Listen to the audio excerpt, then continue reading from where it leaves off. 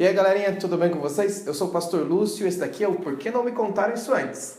Hoje estou começando uma série muito importante sobre os temas mais importantes e essenciais da nossa vida cristã, as doutrinas que a Bíblia fala pra gente. Eu queria começar falando sobre a mais importante, que é nosso relacionamento com Deus, ou quem é Deus?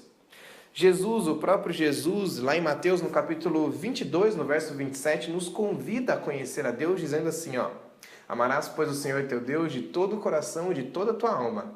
E esse talvez seja um dos maiores convites que Jesus faz, só que eu tenho uma pergunta para você. É possível você amar alguém que você não conhece?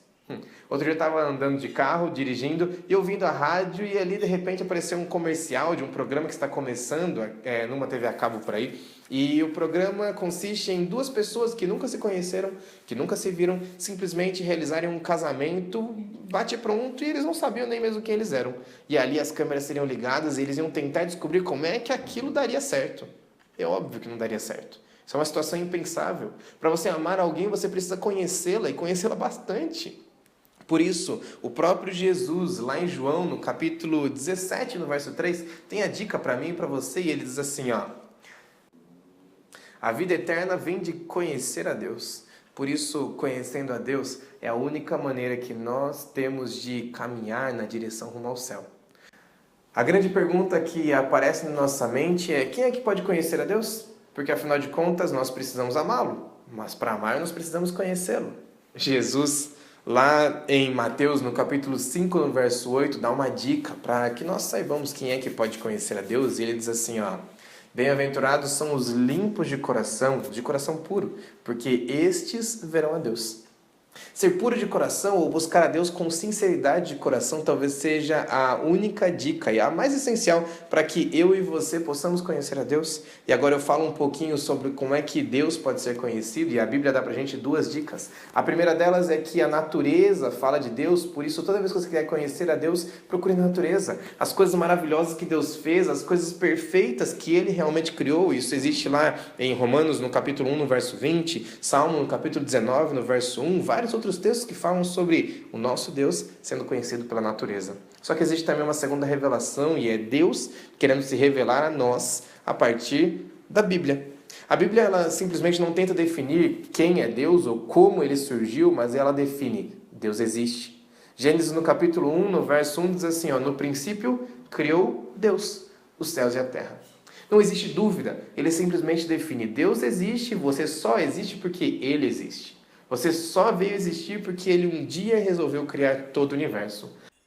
Mas a Bíblia fala pra gente de três atributos de Deus, os três atributos que definem quem é nosso Deus. E ali vem onipotência, onipresença e onisciência. Se você tivesse essas três coisas, você seria talvez o maior ser de todo o universo, e Deus tem as três. Só Ele é capaz de estar em todos os lugares, de saber tudo e poder tudo. Eu e você somos meros pecadores, somos simplesmente pequenos demais para poder entender o que é onipresença, onisciência e onipotência. Mas a Bíblia define isso em textos como, por exemplo, como Salmo 139, nos versos 1 a 6, Salmo 139, nos versos 7 a 12, e também em Mateus, no capítulo 19, no verso 26. Todos esses textos que você pode procurar e entender um pouquinho mais sobre Deus. Mas sabe o que é mais? A Bíblia, toda vez que vai definir o caráter de alguém, ela define o caráter ou a característica da pessoa a partir de nomes. Eu fiz uma pequena lista de nomes de como Deus é chamado. Primeiro nome: Deus é chamado de Elohim, que significa Deus, Deus no plural, pelo menos plural de 3.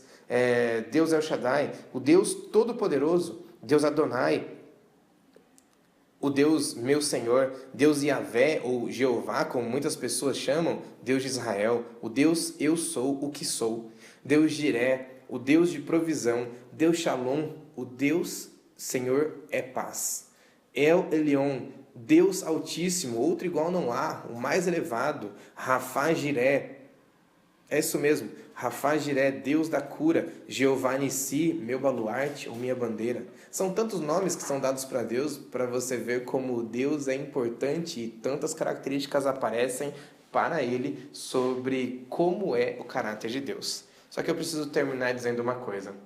Muitas pessoas não entendem porque nosso Deus é um, mas ao mesmo tempo é três. E a gente pode tentar definir isso de várias maneiras. Só que a maneira correta é você tentar entender que Deus é um em essência. São 3 pessoas, 3 características diferentes, só que um em essência, mas 3 funções diferentes. E as 3 funções, elas servem para cuidar de você como Deus mantenedor. Segunda função, a função de quem vem e toca em você, toca em humanidade e também morre pela humanidade. E a terceira função, a função de quem vem, ouve e também fala em nosso coração. Deus Pai, Deus Filho e Deus Espírito Santo. Isso é Deus. O Deus que um dia veio à Terra, morou entre nós, viveu junto com a gente e prometeu nos salvar.